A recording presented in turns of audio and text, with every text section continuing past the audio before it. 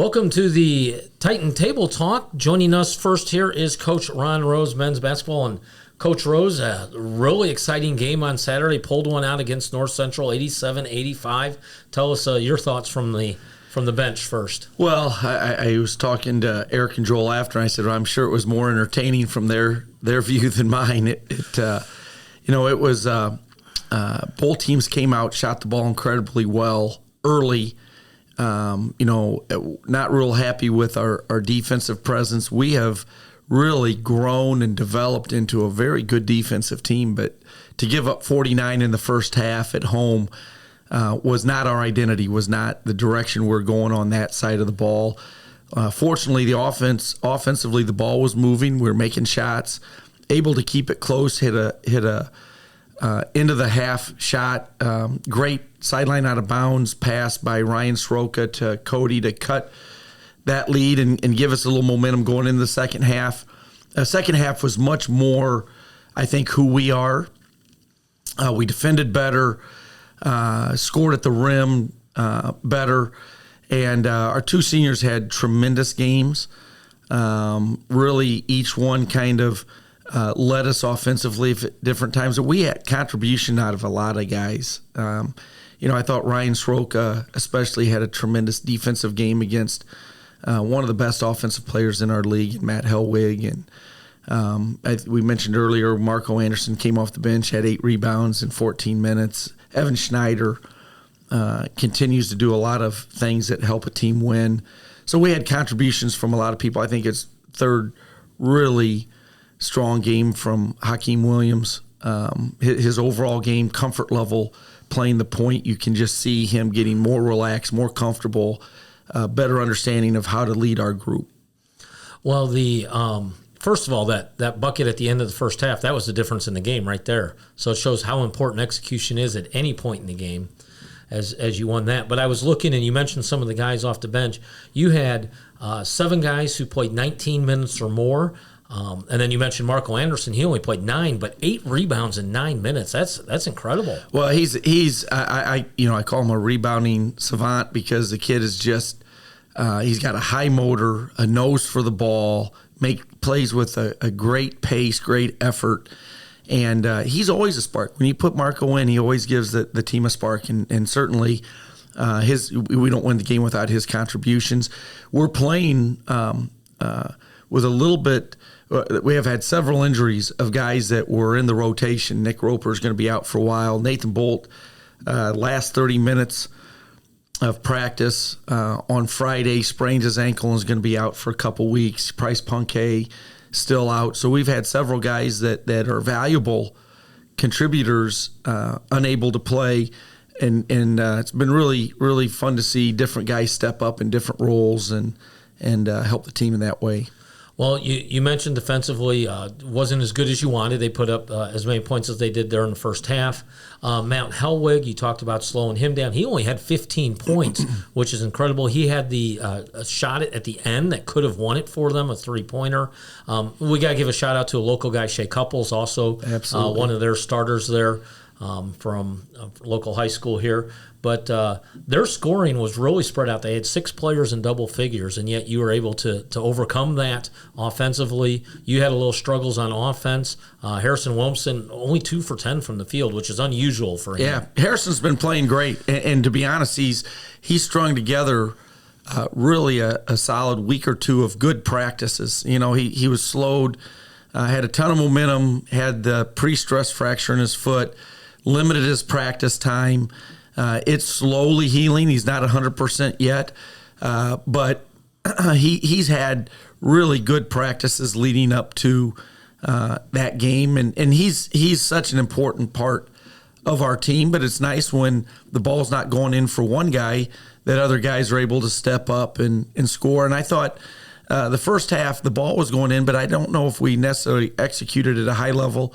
I thought the second half there was just a better concentration on execution and came through big in the key moments where we really extended the lead. We had, I think, 2 or 3 and ones, old-fashioned three-point plays that gave us a little cushion. We were up 8 with, I believe it was 2-3 minutes to go.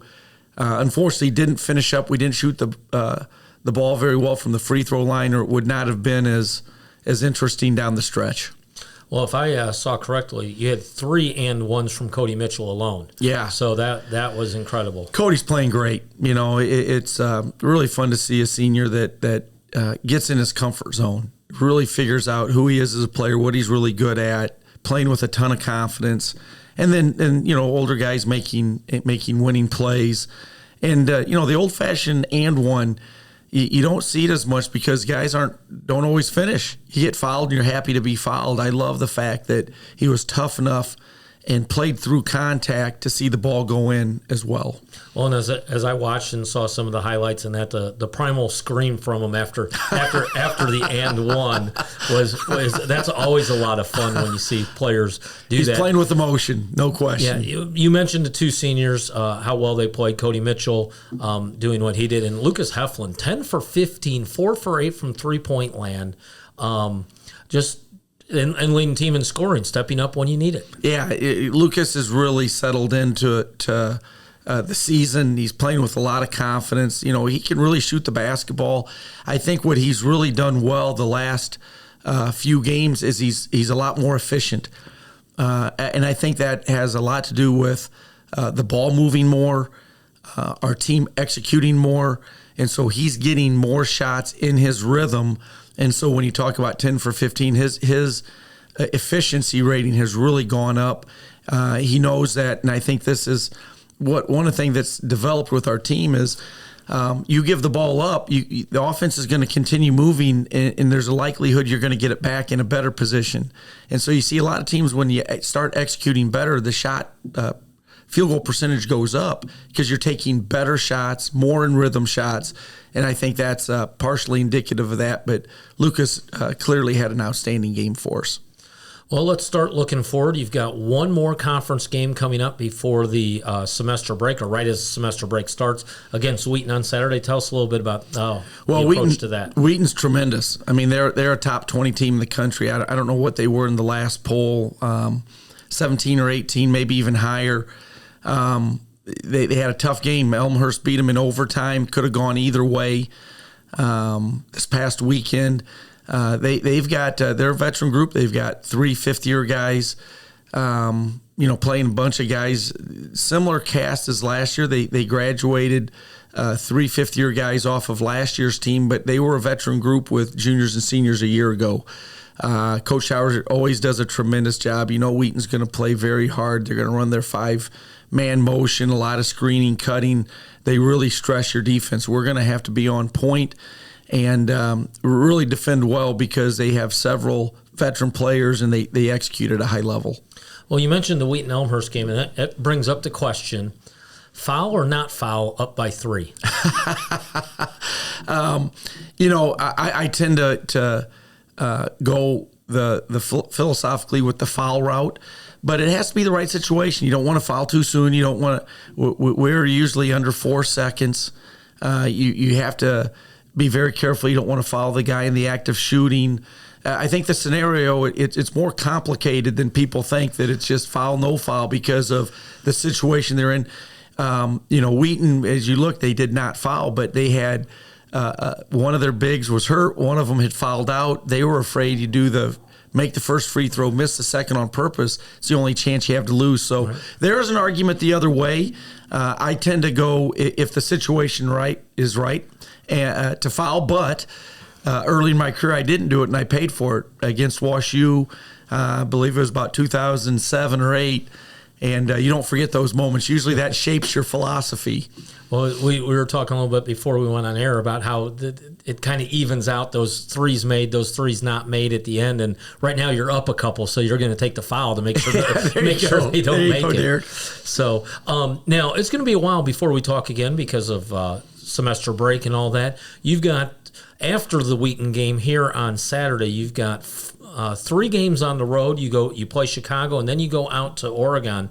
Tell us a little bit about the trip coming up, some of the things you might be doing off the basketball court along that trip. Yeah, we've never been out to Portland, and really looking forward to that trip. Those holiday break trips really help your team grow as a group. You spend a lot of time together. You're on the road. Those are special experiences for our guys. Part of I think having a good program is providing your players with unique experiences and things that they'll remember. And so those have always been big for our group. We'll face two teams that we've never played before. I don't know a lot about them. It's in the grind of the season, kind of all our attention is on Wheaton right now. But those are always really meaningful, impactful experiences for your group. And then we come back and we play Wash U. I mean, when you look at our schedule, I believe it was ranked the number one strength of schedule in Division III right now. And now you play a tough Wheaton team. You play a good Chicago team. You go out to Oregon. You bring back Wash U, who's a top 20 team. The beat goes on, Eric. I mean, there's no rest. And really excited. I mean, that we do that on purpose. Our guys, I think it's a big reason why we are playing better basketball now is because we've played good competition and looking forward to. I know our guys. This is a tough week for them. It's final exams week. They're grinding through this one. They'll look forward to when they don't have to juggle both the academic piece and the basketball piece. Well, and I'm sure that they'll enjoy that trip out to the Portland area. Now, the question arises, I look at game times here. The game against Linfield is at 7 p.m. That's nice. But that's like 5 p.m. regular. So the 3 p.m. against George Fox, that's like 1 in the afternoon to the guys. So any thoughts on getting into that and making sure that they're ready to go earlier than what they normally do? For our fans, it's nice. Click on the stream, get a little lunch, enjoy the Titans in the afternoon. Hopefully by then. And actually, I had that backwards. 7 o'clock their time's like 9 o'clock our time, so it's going to be a little later. Well, maybe tuck yourself into bed and then fall asleep to the Titans. With my work schedule, that might be a little tough. But I don't worry about that too much. By the time you get out there, we'll get out there on the 27th. We'll have a couple days to adjust. And our guys, we've played when the South Dakota, we were in 10 o'clock a.m., 12 o'clock. Ball goes up, our guys will be ready to go. Yeah, that's awesome. Get maybe a little Starbucks break to keep them awake. Not that they're going to need that as young college guys. I used to work with a guy who said, I didn't get tired until I was 27. So they should be just fine along those lines. And then after the trip, as you mentioned, come back, play Wash U, and then it's right back in the CCIW. Yeah, and then you're in the down. The rest of the season is all conference games as you try to compete for a conference championship. And the CCIW is tough this year. It's really an interesting league. There are all teams are competitive on any given night. It's going to be a great race like usual. You got North Park, Carthage, undefeated in the league with us, and then it's going to be a dogfight every night in the CCIW. Well, North Park just played a D1 school and played them tough there for a while. Yeah, they were either up or down 1 at half, and University of Wisconsin, Milwaukee, and they're good. I mean, North Park is as athletic as you're going to find at our level. Well, hopefully you can continue to do what we talked about, the successful formula. Win at home, sneak 1 or 2 out on the road, which you did against Elmhurst and Carroll already. So you got 2 of those 8 road games already in the bag. A lot of games to be played. I know that's coach talk, Derek. 1 game at a time, lot to be played, but really looking forward to this Saturday. We appreciate it. It was a great crowd at North Central. That was so beneficial. So we really just appreciate all our supporters that have come out and cheered on the group. Well, and if you're not a student listening to this and you live in the area, this is the Saturday to come out because the student body, they're off campus on Friday. So the Titans looking for a little bit more crowd to come in. The game against the Wheaton's at 4:15, but come at 2 o'clock for the women's game as they'll also be taking on Wheaton. And stop up and say hi to myself or to Eric if you're there for the games. And try and get us like at halftime or that when we're not actually doing the play-by-play. But we love to talk to you. Come on up. Again, the men play at 4:15 against Wheaton. Women's game at 2 o'clock, and you can hopefully you can make it. If not, iwsports.com, and you can watch the game there and hear the call from Eric for the men or for myself for the women. Coach Rose, again, we thank you for coming up to Titan Table Talk. Appreciate you having us, Derek. You have a Merry Christmas. Thank you very much, and you also, and we'll be right back on Titan Table Talk.